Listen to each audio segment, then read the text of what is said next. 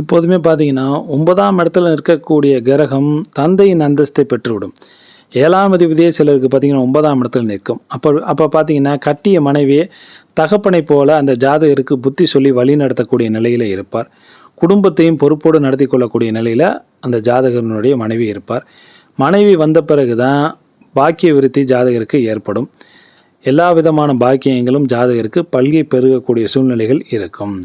சிலருக்கு 11ஆம் அதிபதி 9ஆம் இடத்தில் நிற்கும் பொழுது மூத்த சகோதரனை தந்தையை போல நடந்து கொள்வார், அனுசரணையாக நடந்து கொள்வார். சிலருக்கு பார்த்தீங்கன்னா 10ஆம் அதிபதி 9ஆம் இடத்தில் நிற்கும். அந்த மாதிரி அமைப்பில் ஜாதகனுடைய தந்தை ஜாதகரின் தொழிலுக்கு துணை புரியக்கூடிய சூழ்நிலையில் இருப்பார். 2ஆம் இடத்திற்கு 8ஆம் இடமே இந்த 9ஆம் இடமாகும்.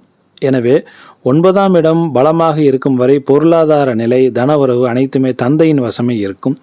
எப்போது 9ஆம் இடம் பலம் இழக்கிறதோ, அதாவது தகப்பனாருக்கு ஆயுள் ஆரோக்கிய குறைபாடுகள் ஏற்படுகிறதோ, அப்பொழுதே ஜாதகருக்கு தனவரவு செழிக்கத் தொடங்கும்.